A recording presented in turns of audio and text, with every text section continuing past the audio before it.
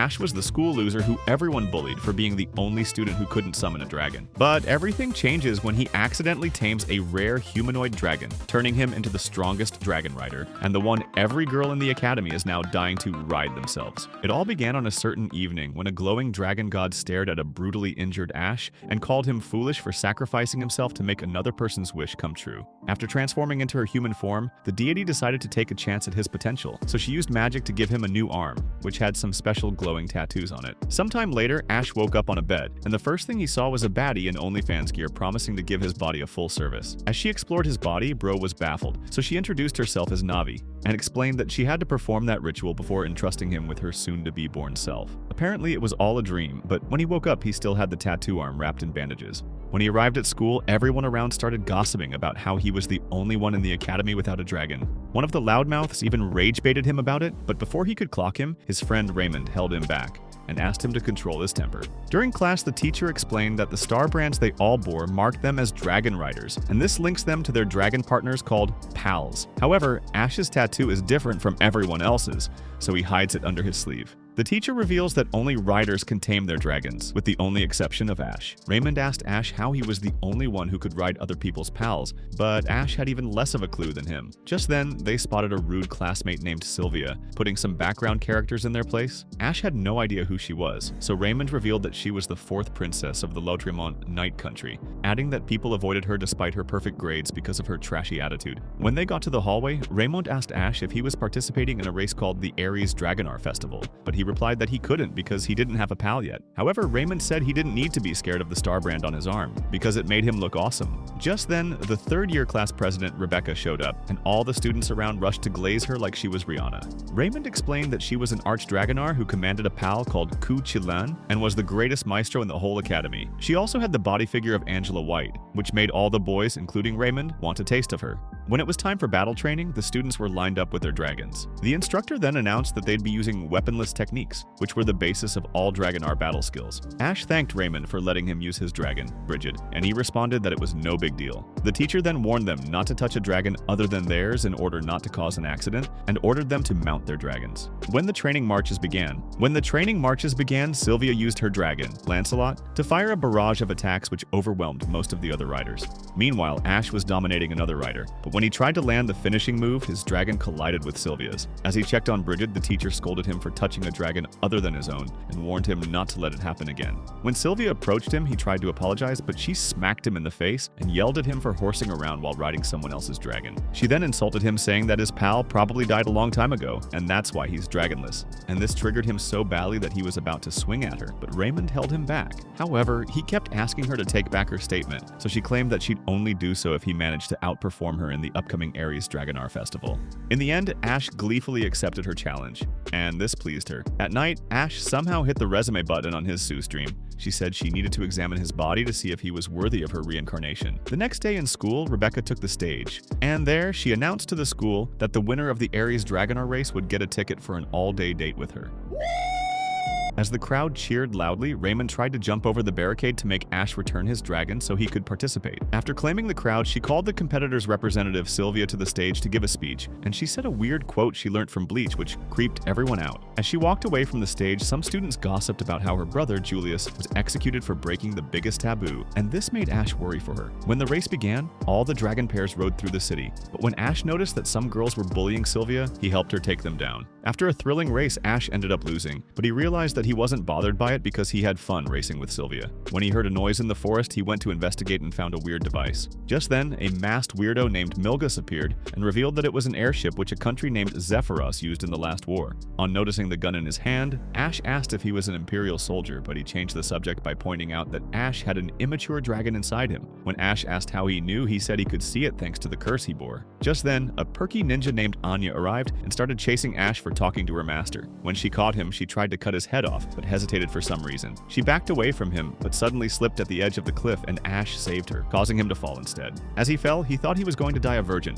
but suddenly the markings on his arm glowed, and he awakened his pal, which was a pink-haired lowly. He wondered why it was a human, but then he remembered Navi's words from his dream. As Ash wondered if she was his pal, she suddenly woke up and noticed that he was staring at her tangerine-sized plots. She sent him flying into the river with a brutal punch and called him a scumbag before revealing that she was a dragon. When Ash asked if she was his pal, she said she was, and and this made him so happy that he introduced himself as her master. However, she said he had the wrong idea because she was the one who was his master, and this made Bro even more confused. When they arrived at his room, she said it reeked of virgin hormones, but still proceeded to tuck herself in while telling him to sleep on the floor. Before he could argue, he noticed that she'd already fallen asleep, so he proceeded to sleep on the floor. As he slept, the lowly suddenly crawled into his sheets and started treating his body like her personal chocolate bar. At first, he was bamboozled, but then he remembered that baby dragons usually did something called play biting, so he felt happy about the fact that he'd finally become a breeder. Just then, she whispered that he smelled delicious, and this made him scared that he was about to become dragon food, so he struggled to escape. The next morning, Ash prepared to leave for class, but he got a surprise visit from President Rebecca, who teased him for oversleeping. He reminded her that it was the boys' dorm, but she said she didn't care and walked inside the room.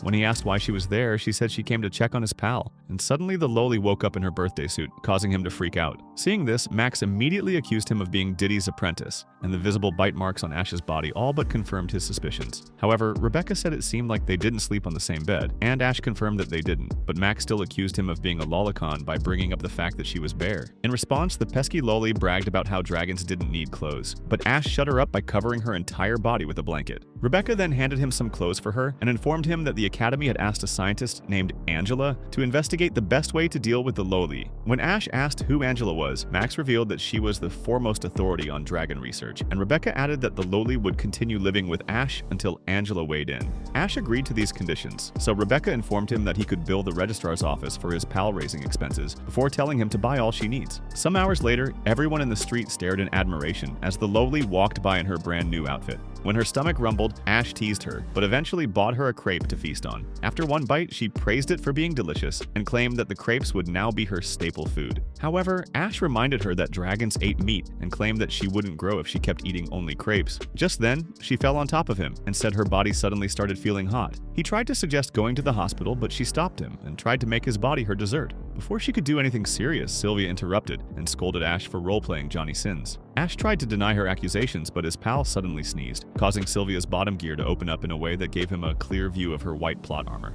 Oh my god!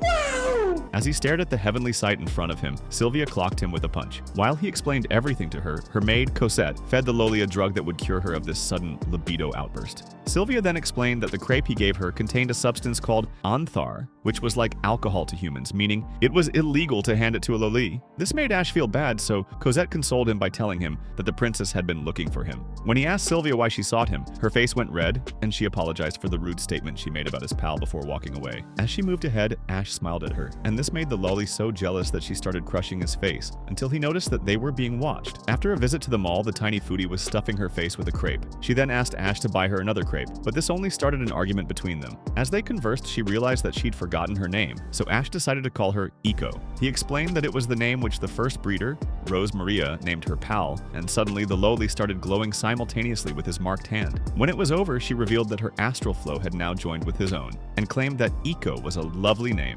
A while later, Eco was washing her hands in the ladies' room, and she had no idea that she was being watched by someone who was carrying a weird artifact. Elsewhere, Sylvia explained to Cosette when she suddenly noticed Ash standing anxiously outside the women's washroom. She immediately accused him of trying to sneak inside, but he denied her claims and explained that he was there because Eco was taking too long in the bathroom. After investigating, Cosette showed him a material she found inside called Fafnirite dust, and Sylvia presumed that it was the substance used in kidnapping Eco. He realized that it was connected to some weird occurrences he noticed earlier, so he tried to rush away. However, Sylvia stopped him and reminded him that he and Eco were connected by their astral flow. With this in mind, he opened up his starbrand hand and used it to summon some spirit butterflies that led him to the room where Echo was being held. Meanwhile, Echo was being held by a mad scientist who revealed her intentions of experimenting on her to find out how a dragon could have a human form. When she tried to dissect her, Ash and the others burst into the room and asked what she was doing. She said she was only fulfilling the Academy's request, and this made Sylvia realize that the mad scientist was Dr. Angela.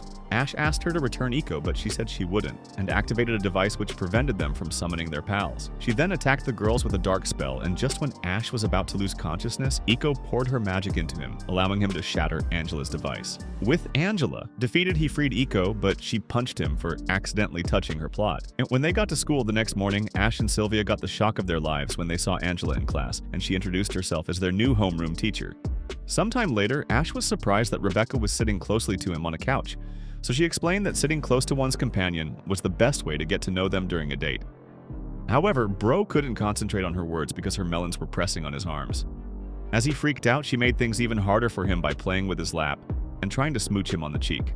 However, his virgin instincts kicked in, and he told her to back off, but then she bluntly told him that she wanted him. As he stared in shock, she moved even closer to him, while explaining that she summoned him to the student council room to ask him to join the council. Elsewhere, Sylvia was cleaning up Lancelot as he drank water from a pond, and she pointed out that she was only able to become a Dragonar because he grew into a maestro. She then swore that she'd become an arch-Dragonar because she promised someone she met in the past that she'd become a fine and upstanding knight. However, she was troubled by the fact that Ash was able to defy common sense by riding other people's pals and presumed that he had something up his sleeve. Just then, she heard someone raising an alarm over a loose dragon, so she ran to the forest where she saw a group of knights facing the dragon. One of the knights tried to explain things to her, but before he could finish a sentence, the dragon interrupted him with a loud roar. Back at the council room, Ash was baffled by Rebecca's sudden offer, so she reminded him of his encounter with Milgos and Anya, and said they were spies who could target the academy soon. She explained that ever since the war 52 years ago, the Zephyros Empire has mistaken Ansel and Dragonar Academy for a military school, even though it isn't. After standing up, she swore that she and her pal would never let them get away with it, and asked him to help out as a member of the student council. Just then, they heard a loud alarm, and when they looked out, they saw Sylvia fighting for her life while trying to tame the loose dragon. When Ash asked why the princess was being reckless, Rebecca said it was because she was a sore loser who was jealous of his ability to ride any dragon of his choosing. She then said he didn't have to worry, and jumped out of the window like Spider-Man before summoning her dragon, Cuchulainn, who appeared in a majestic form. After landing on the dragon, she used magic to put on a combat suit, which Ash identified as an arch, and charged at the dragon. Much later, Ash was seated by the fountain with Eiko, thinking about how Rebecca clapped the loose dragon, and how Sylvia considered him a rival. However, Eiko interrupted his brainstorming by dragging his ears and asking why people were gathered in the area. He explained that the people around were tourists who came to see the statue of Saint Durham. When she asked who that was, he explained that he was the first-generation paladin who lived 500 years ago. She then pointed out that his armor was an arch and explained that her dragonkin left behind some original sketches for arch designs. When Ash asked if she'd make him an original arch one day, she suddenly got flustered and ranted some nonsense about not wanting to make stuff for her dog. However, Ash couldn't take the hint, so he kept babbling on about how dragonkind presented an arch as a way of giving up themselves completely to their master until Eiko stomped his toe. When Anya spotted them, she immediately rushed to hide behind a wall, and when she remembered how Ash saved her, she wondered how she'd tell Milgos. Just then, Rebecca arrived with Sylvia and took them to the fantasy version of McDonald's called the Dragonfang Inn, where they ordered all kinds of elite meals. She revealed that student council members could eat at that joint for 50% off and have them permission to dig in. When Ash asked why Sylvia was with them, Rebecca explained that she was fulfilling her obligations as the winner of the Dragonar race by going on a date with her. She also said she wanted her to open up to her since she noticed that she had a lot on her mind lately, but Sylvia pouted in response. Elsewhere, Anya was thinking about her brief encounter with Ash until Milgos called her attention and asked how things were going in town. She said things were relaxed as the people in town had forgotten all about the war, and he replied that Unsullivan was a friendly town where people didn't use dragons as weapons. However, he claimed that friendliness meant nothing and pulled out a large sword which was a clear ripoff of Asta's blade. As the sword glowed, he said an incantation which summoned a deformed version of the Wallhammer Titan, and it immediately started terrorizing the city. When Ash and the girls arrived at the scene, Sylvia noticed that the monstrous dragon's flesh was rotting and got so terrified that she fell on the ground. However, Eiko fearlessly challenged the dragon for destroying the city, but it responded by using its tentacles to put her in a sus bondage position. As Ash wondered what to do, the dragon fired a large blast at the city, but this attack was blocked by a force field mounted by Rebecca, who was in her battle form. She then summoned a large magical spear and threw it around the dragon. It tried to block using barriers, but the spear broke through all the barriers and destroyed the dragon's head.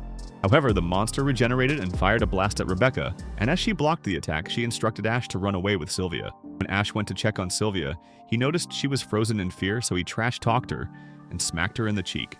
This helped her regain her senses, so he asked her to summon Lancelot and let him ride it to face the monster dragon. Just then, the monster dragon swallowed Eiko, so Sylvia summoned Lancelot and invited Ash to ride it with her and save Eiko.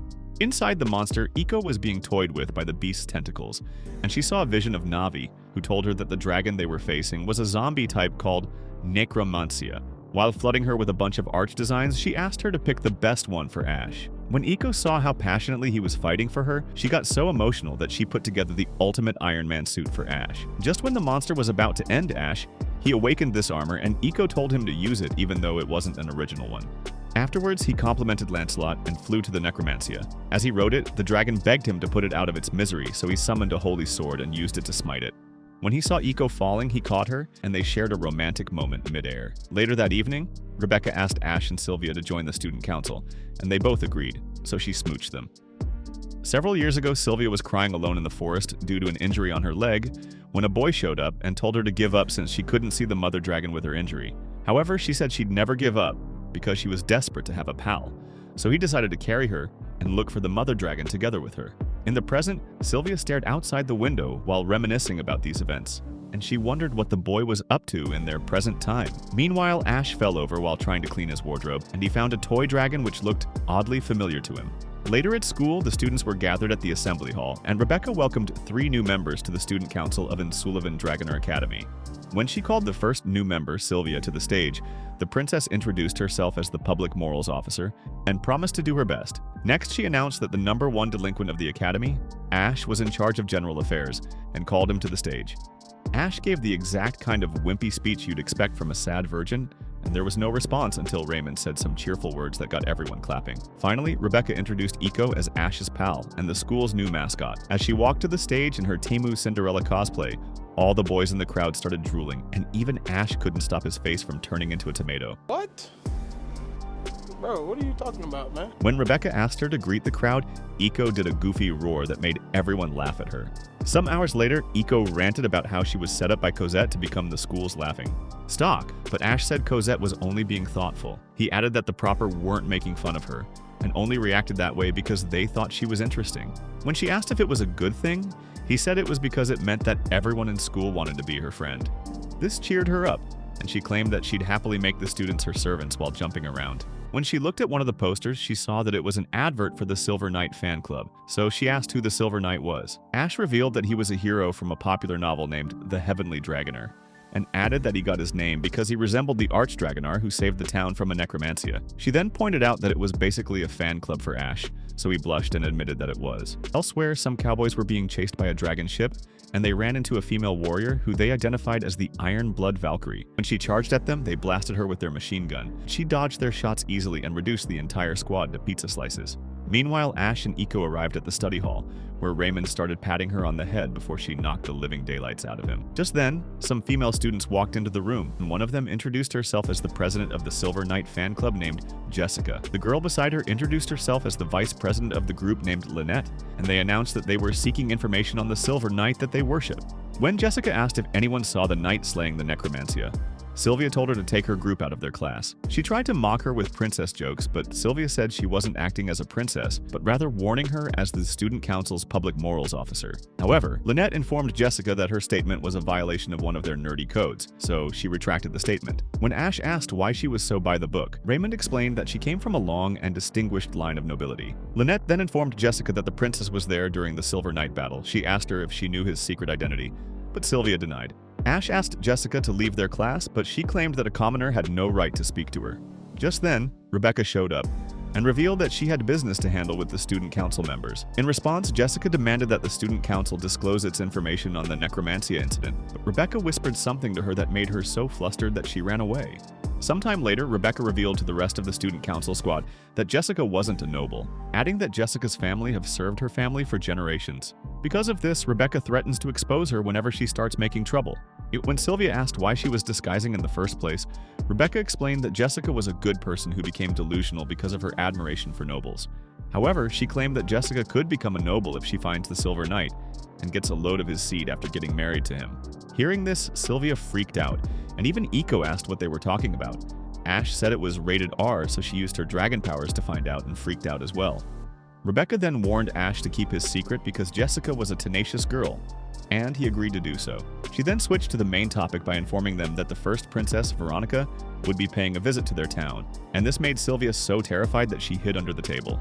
Elsewhere, Veronica ordered her assistant named Glenn to set a course for Insullivan, and expressed how hyped she was to see her sister Sylvia again. Later that day, Raymond asked why Sylvia was feeling down, and Ash said she'd been that way ever since she heard her big sis was coming. Just then, Cosette appeared and explained that Veronica earned the name Iron Blood Valkyrie by strengthening her body since she wasn't selected as a breeder. Because of her personality, she put Sylvia through some brutal and terrifying drills, and this made her become Sylvia's personal boogeyman. When Ash tried to console Sylvia, she tearfully yelled at him to back off. Later that night, Cosette played with Sylvia's plots while massaging her, causing her to laugh out loud. The next day, everyone stood by waiting for Veronica to arrive, and they thought Sylvia wouldn't join them. But she suddenly showed up. Soon, Veronica arrived in her gigantic spaceship, and Rebecca explained that the ship Sylvanus was fueled by a special kind of Fafnir called Millennium. When she walked out of the ship, Ash stared in shock at the majestic baddie in front of him. When she asked for Sylvia, the airhead princess walked over to her and greeted her. Veronica pointed out that it had been 4 years and 2 months since they last saw each other, and Sylvia replied that she'd been looking forward to reuniting with her. However, Veronica accused her of trying to deceive her and swung her sword at her, but Sylvia managed to dodge.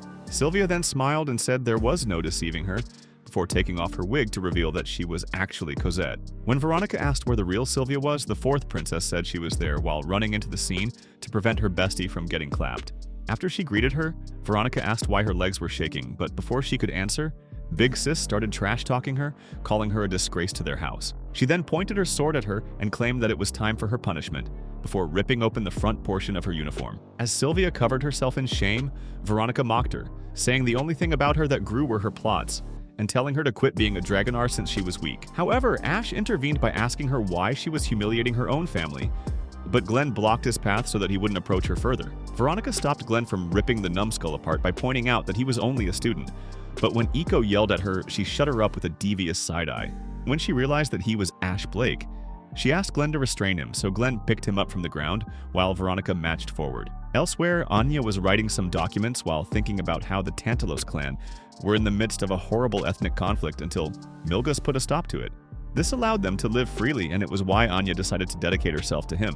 Just then, a boy rushed in and informed Anya that the Iron Blood Valkyrie had arrived in Sullivan, and everyone in the village rushed out to face her in order to avenge their friends. Hearing this, Anya did a super fast Naruto run through the woods. Meanwhile, a baddie named Prim had Ash all dressed up in fancy clothes, and when he asked why the sudden makeover, she revealed that she was in charge of tending to him. When he asked what was going on, she said Veronica ordered her to do it as a diversion, and dragged him forward, only to collide with the wall ahead. She proceeded to fumble some other basic maid activities, and this made Ash realize that she was a dunce. As he rested on the table, he saw some books in front of him, and noticed that the one on top was titled The Heavenly Dragonar. He realized that the book was how the Silver Knight rumor started, and when he opened it, he saw a detailed image of the knight fighting the necromancia. At the same time, Sylvia thought about her sister's harsh words while staring out the window. At the table, Ash accidentally bumped into Prim's massive cannons while reading his book, and her weirdly nonchalant reaction made him apologize repeatedly. She started glazing the Silver Knight from the book, pointing out all the cool moves he used in fighting the dragon, before suddenly informing Ash that Veronica was looking for him. When they arrived at the dressing room, Prim tried to convince Ash to remove his fancy gear, but he begged her to spare him, and asked why he needed to. In response, she pointed out that it was a dressing room, and threatened to change him into his birthday suit using a special technique. However, she just ended up taking off her own maid outfit, and Ash freaked out. But the other maid girls proceeded to force him out of his outfit. In the girls' bath, Veronica asked Rebecca and Angela, who were affected by the necromancia's attack, to give their take on it. Rebecca presumed that the perpetrator had imperial ties, and Angela added that the necromancia was the product of a field that combined magic and engineering. Since engineering was involved, Veronica said the nation of Zephyros had a part to play in it. When Ash asked why he was in the bath with them, Veronica angrily asked him if bathing with them displeased him, and he replied that it didn't.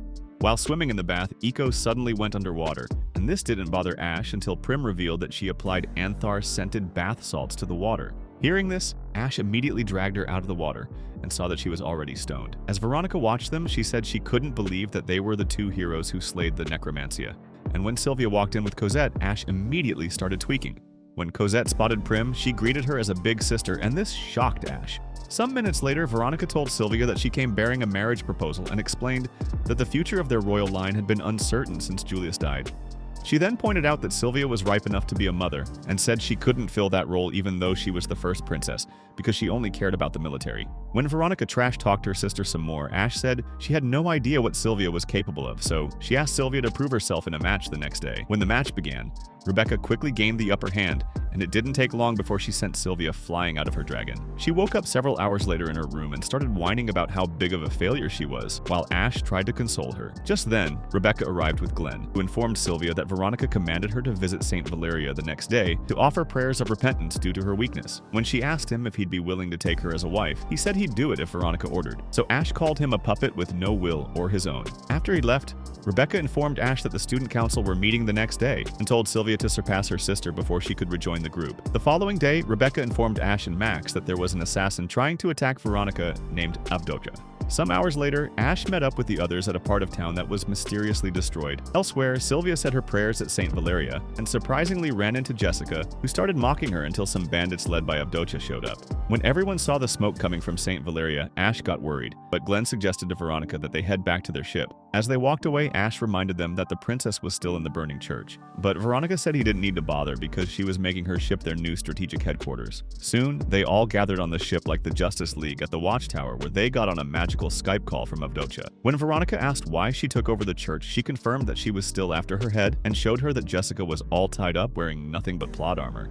They also noticed a strange device which she identified as an Imperial mechanical bomb, which could blow the church to smithereens when it activated. After showing them a video of the hostages gathered there, she said she wasn't a patient person and claimed that she'd unalive a hostage every time the church bell rang. After she ended the call, Veronica said she wouldn't negotiate with a terrorist and claimed that she could blow away the whole church and everyone in it. This alarmed Ash, so she told him not to get worked up. At the church, Avdoja told her minions to stay vigilant because she knew Veronica was cooking up a plan to stop her. As Sylvia stared at Jessica, she remembered when she whispered to her that Avdoja would do terrible things to her if she finds out that she's Veronica's sister. Back then, Sylvia argued that she'd be able to demand the hostages be released if she revealed her identity, but Jessica said she didn't need to sacrifice herself to help. Jessica then stood up from the group of hostages and introduced herself as a noble who was well known by Veronica's family. When she swore to protect the hostages, Avdoja had her minions brutally assault her and tie her up. In the present, Sylvia realized that Jessica's bravery made her a higher-minded woman than any noble around, and this made her feel like even more of a fraud. Anya, who was in the hostage pack as well,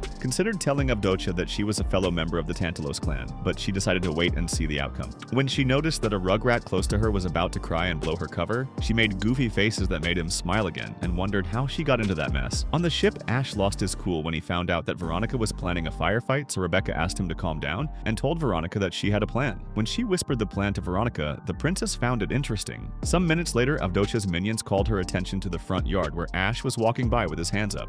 Earlier during their strategy meeting, Rebecca told Ash that they would send him to the church as a negotiator. When Iko asked why they were sending him somewhere dangerous, she pointed out that the enemy had no idea that Ash was capable of Archdragonar level power.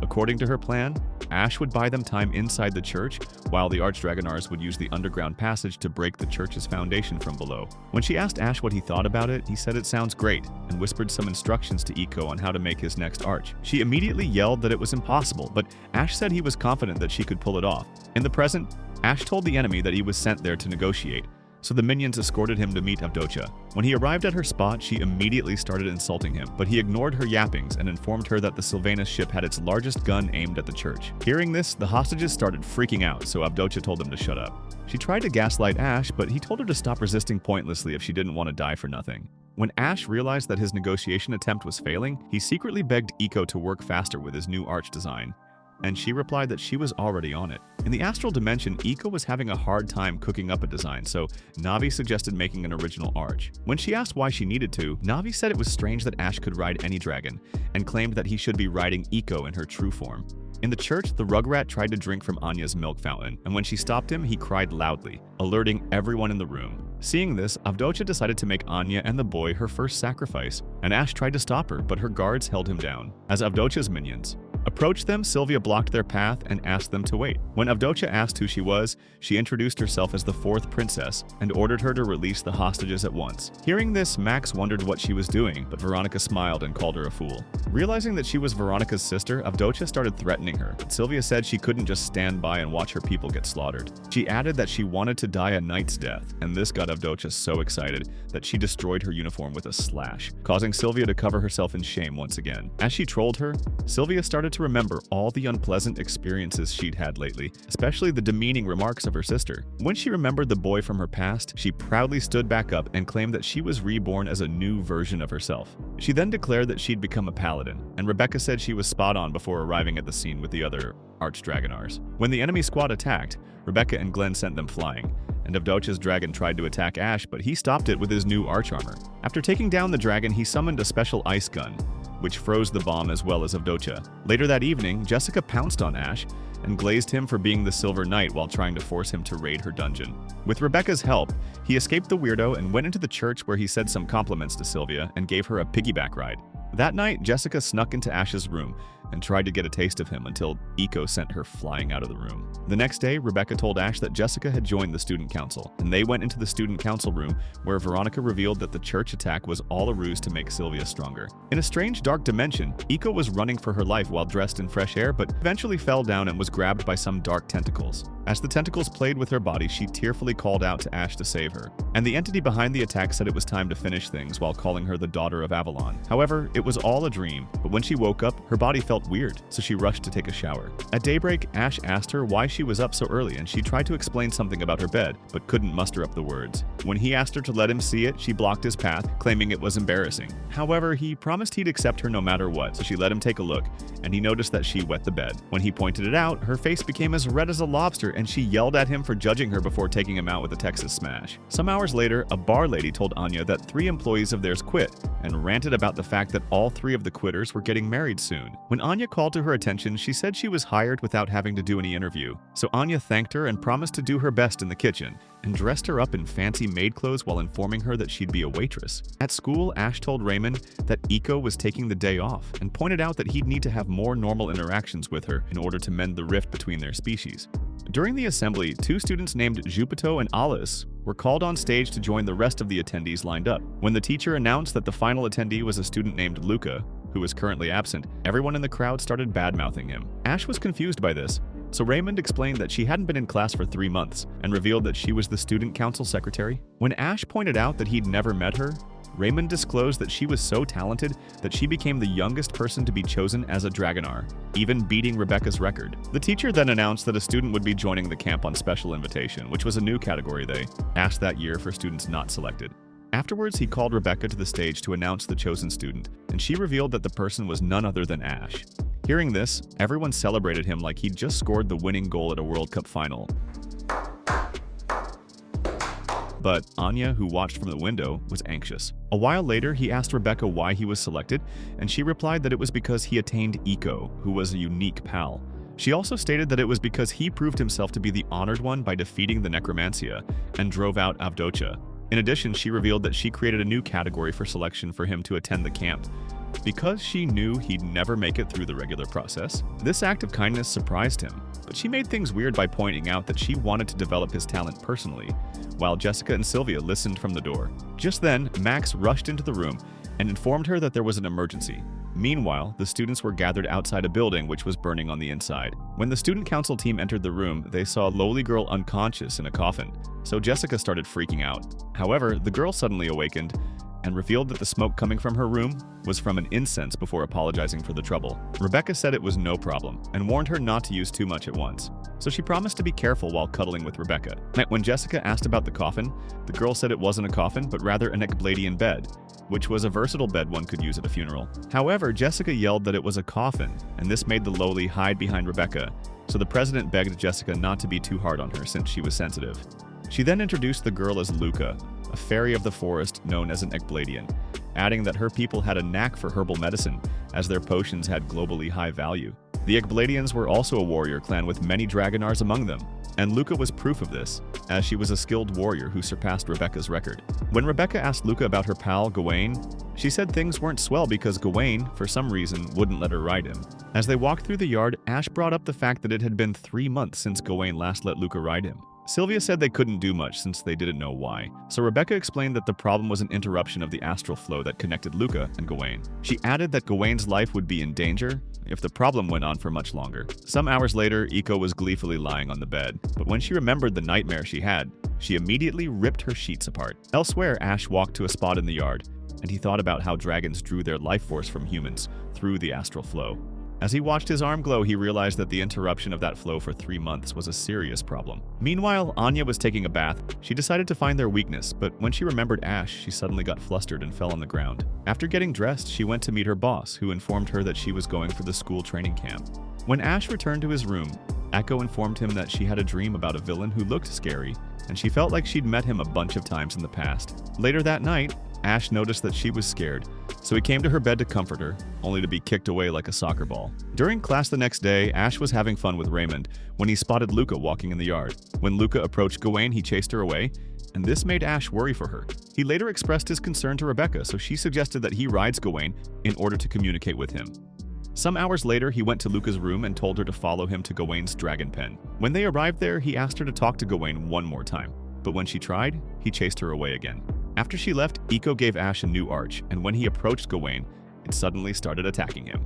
When Gawain blasted him from above, everyone worried for Ash, but he managed to block the attack even though it deactivated his arch. As Ash struggled to catch his breath, Gawain watched him calmly and Echo rushed over to check on him. Some hours later, the gang were gathered at the school cafeteria, and Ash apologized for failing the mission, but Rebecca said it was fine since he wasn't hurt. She then stated that the upcoming training camp would have been a good chance for Luca and Gawain to reconnect, but with the way things were, Luca wouldn't attend. Ash then asked Rebecca for permission to enter the Miab house to speak to Luca again, but Eco opposed the idea. However, Rebecca instantly gave him permission and asked him to take Eco with him. Much later, Luca was having a bath, and she had flashbacks of the day she first met Gawain. Just then, Ash came by, so she served him and Eco some tea. After drinking the tea, Ash apologized for failing to tame Gawain and asked her if she was attending the camp. As motivation, he revealed that the nearby Nog Woods had been a kind of dragon health resort for eons, and assured her that Gawain would get better if he went there. He then went into a more serious tone while asking her to face Gawain one more time, and he explained that the relationship between pal and breeder was something irreplaceable. However, Eco suddenly flipped the table and started raining insults on Ash while stomping his face. As they argued, Luca watched, and this made her remember how close she and Gawain used to be, so she agreed to go to the training camp. That night, Anya met up with Milgos and informed him that she'd infiltrated the academy to investigate Ash and Eco. She also revealed that she'd accompany them to the training camp as part of the kitchen staff. In response, Milgos pointed out that it was being held at the Willingham Mausoleum on the shores of Lake Alon, where the ashes or dragons who died young were buried. He then decided that they'd meet up at that location, and instructed her to stay close on their heels until then. After she left, he acknowledged that Eco was a descendant of Avalon, born among them, and spoke about how odd her name was to a shadow he identified as Julius. The next day, Rebecca announced to everyone that it was time to set off for camp at Lake Alones, and ordered everyone to move ahead. As the students rode their dragons, Rebecca consoled Luca over the fact that Gawain ditched her, and assumed that he'd go straight to the resort since he was smart. Meanwhile, Max gave Ash a ride on his own dragon, and he warned him not to try riding his dragon, so Ash agreed. At the same time, Eco was riding with Sylvia on Lancelot, and she told him to make sure they arrive at Lake Alon's first, but Sylvia told her not to boss him around. However, she suddenly started playing around with her fun bags, and she tried to stop her, but Eco started yapping about how Ash was always staring at her chest as well as Rebecca's. When they arrived at the campsite, Rebecca announced that camp was about to begin, and said their experiences over the next few days would have a huge impact on their futures. She further revealed that all of the sacred Dragonars of Lotremont completed their training there with flying colors, and advised them all to aim for the top. Furthermore, she asked them to use the rest of the day to rest and prepare for the next day's training, and recommended some beach action, causing the students to cheer. Soon after, all the girls were playing around at the beach, but Angela mysteriously walked away to do something which she called a secret. Meanwhile, Ash was watching them while gripping his marked arm, but Jessica suddenly appeared behind him and made her dragon grab him. When he asked what she was doing, she said it was time for them to head to their honeymoon, and rode away with him. A while later, Cosette handed Sylvia a swimsuit, and she hesitated to put it on until Cosette forced her into it. Meanwhile, all the boys were ogling at Rebecca's swimsuit, which displayed her heavy knickers to their full glory, but their attention soon shifted to Sylvia's kinky swimsuit.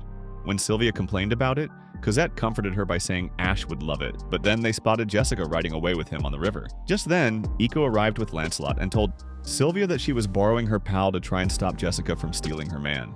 Sylvia tried to stop her, but she invited her to join her on the mission, so the princess agreed. While all this was going on, Luca was lying silently on her bed.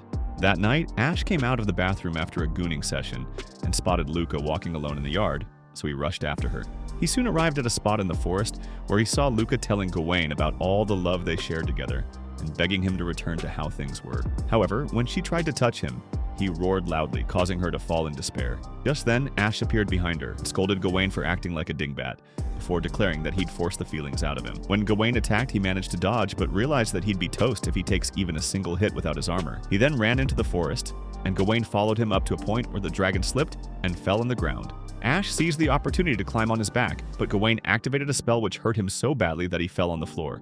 As Luca checked on Ash, Anya suddenly arrived and told Luca to go get help while she handled things. After she left, Ash woke up in the astral realm, on a bed with Navi, who said she summoned him there to say what Gawain felt. She's also revealed that Luca fell off while riding him 3 months ago, and since then she's had an unconscious fear of riding her dragon. This state made it deadly for her to ride a dragon, which was why Gawain was preventing her from riding him. However, she then revealed that Gawain had 5 days left to live and kissed him goodbye. When Ash woke up, he saw Luca sleeping on top of him in her natural form, and he revealed that Gawain was only trying to protect her, causing her to cry.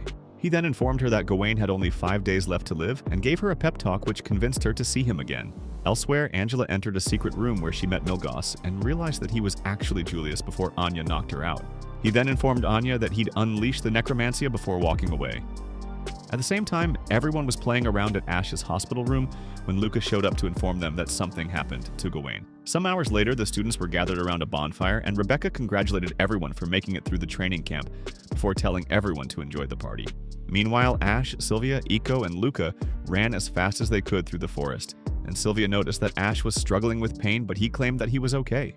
Earlier, Luca informed them that Gawain was missing, and when he asked if she knew where he went, she said she had no idea since their Bluetooth was disconnected. Rebecca then told them an old story about the Willingham Mausoleum, about a young maestro named Nauda, and the girl who was his master. Because of the pain of seeing his master's illness, Nauda closed off their astral flow and vanished. He didn't want her to see him perish, and even though the girl eventually got healed, the dragon died alone inside the Willingham Mausoleum. When Ash asked if Gawain was trying to pull a Nauda, she said it was possible. And Luca added that the mausoleum was a resting place for young dragons like Gawain.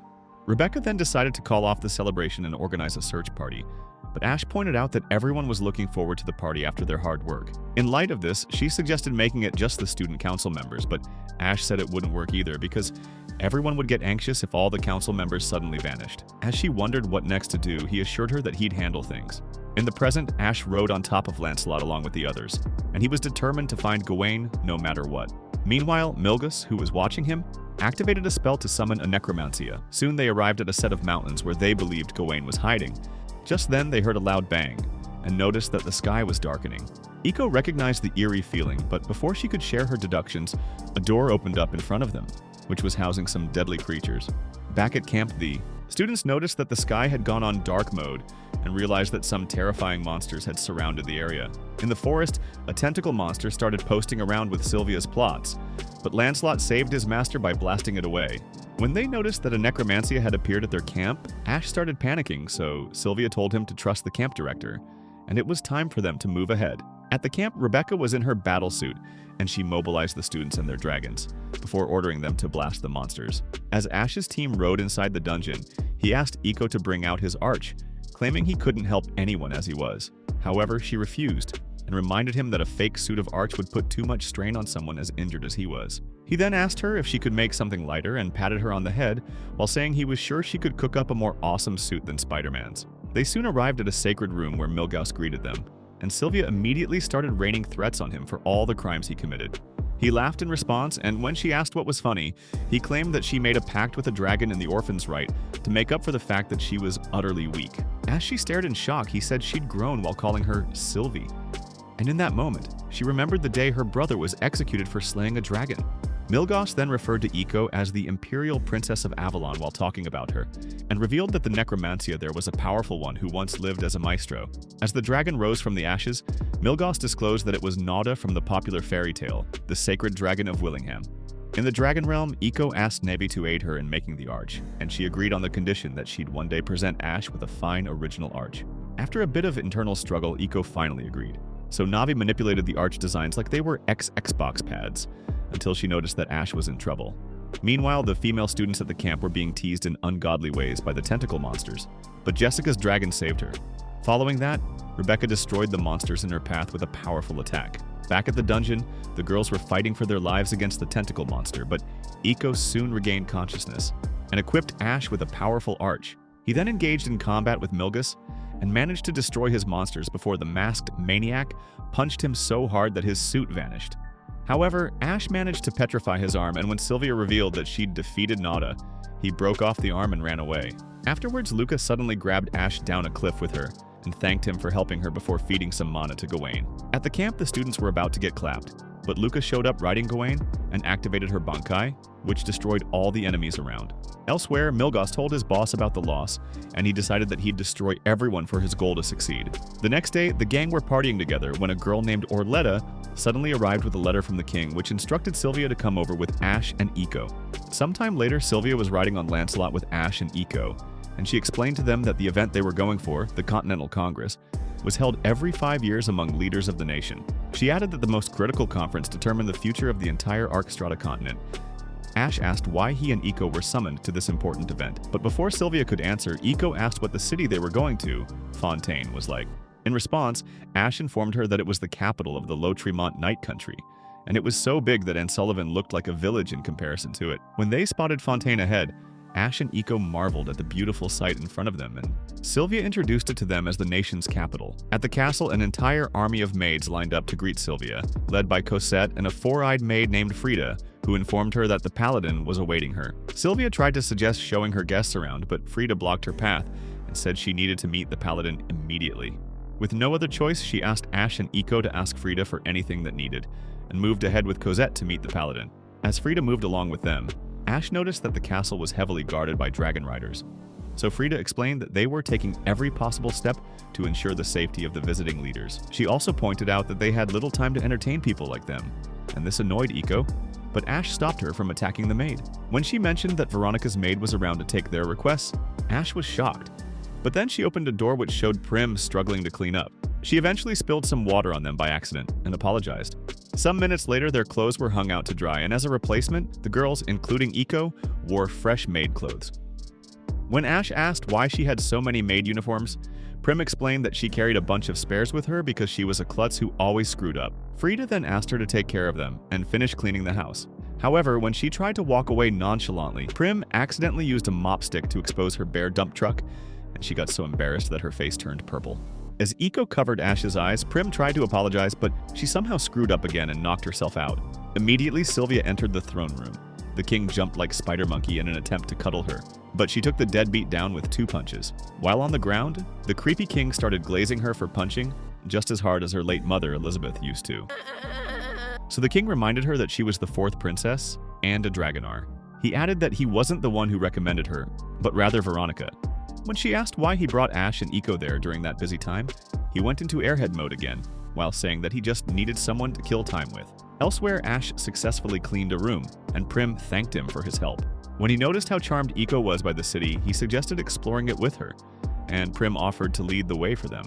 Back at the throne room, Sylvia asked her dad if Julius was really executed, and the king said he was because he slayed his pal with his own hand. He added that such a crime was unforgivable, even for a prince, and Sylvia replied that he was right.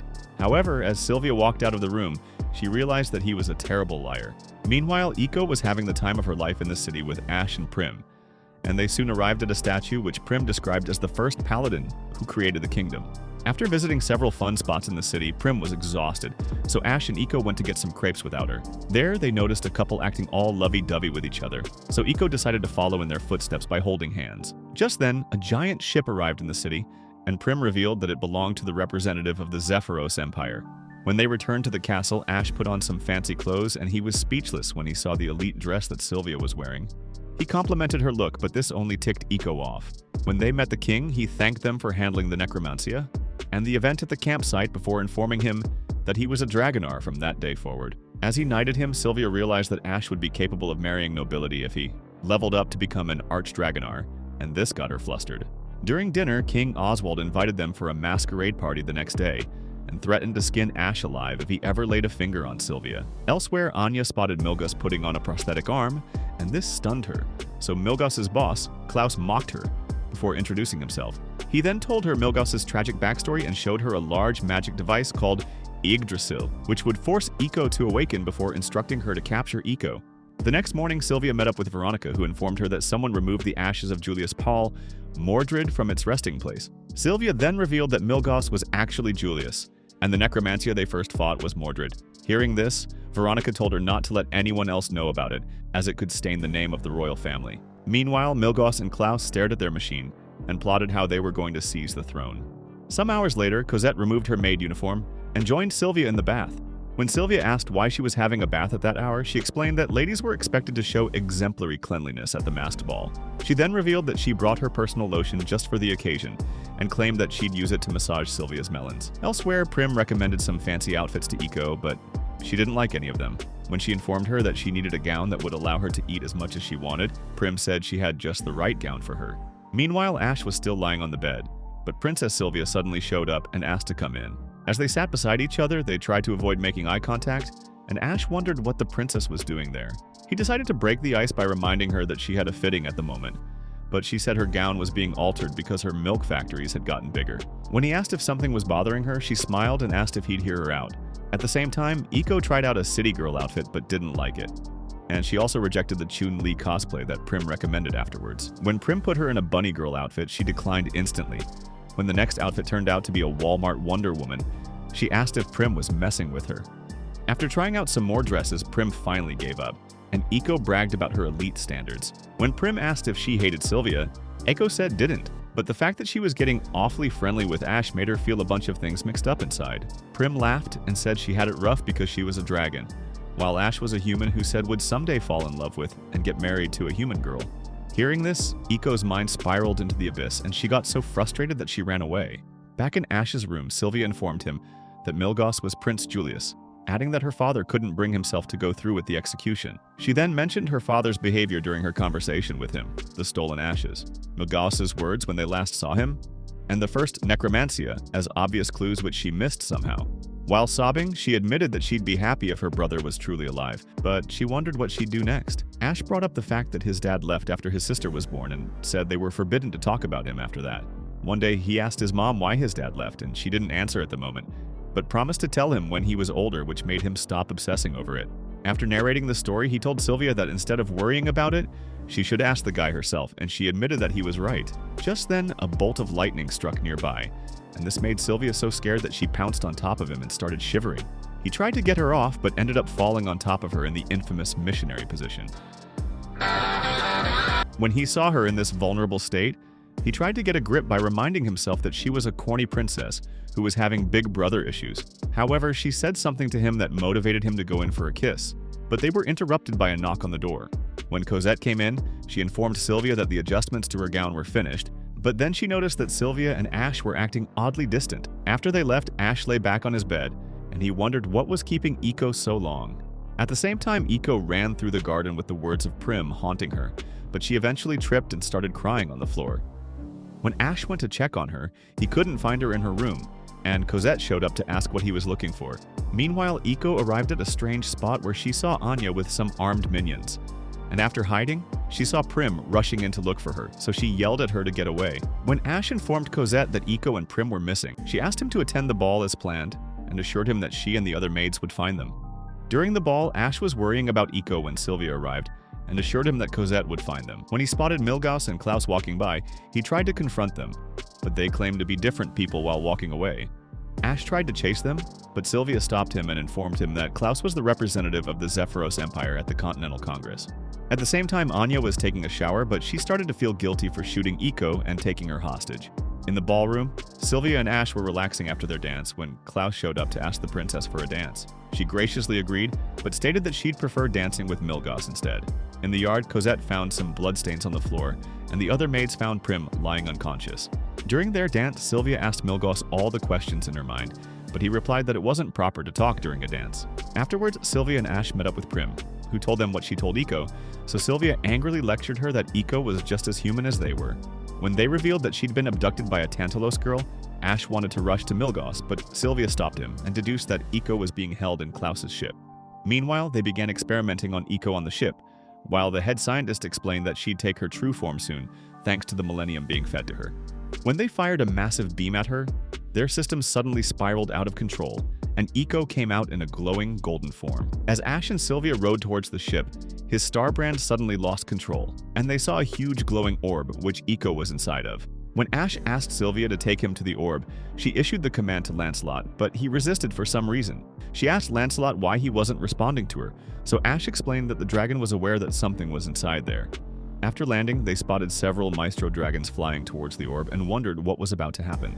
Just then, the orb broke apart, and the large dragon it was housing roared loudly. When Ash noticed that his star brand was going bonkers, he revealed that the terrifying dragon in front of them was Eco. As Veronica walked through the hallway, she informed Glenn that the maestros were now rejecting control of their masters, and he replied that it was utter disgrace. She then pointed out that if the Empire were to attack, La Tremont Night Country would fall overnight, but claimed that securing the safety of the guests was top priority. As the nobles watched in shock, Klaus suddenly started pulling a DiCaprio-level performance while raising an alarm over his ship being destroyed by the dragon. King Oswald explained to him that his kingdom knew nothing about it, but he accused the old fart of trying to cover up his weakness. When Eco's dragon approached the castle, all the other nobles ran away, and Glenn tried to make Veronica do the same, but she refused because she wanted to face Milgos. After identifying him, she asked him to take off his mask, and when he did, she immediately called him Julius. However, he said she was wrong, because he was only Julius on the outside but not the inside. When she asked what he meant, he revealed that he was Mordred and explained that he was the other mind that dwelled within Julius Pal. In the past, Julius became aware of this dark personality and plotted its demise, but when he realized it, the dark Mordred took on a spectral form and possessed Julius instead.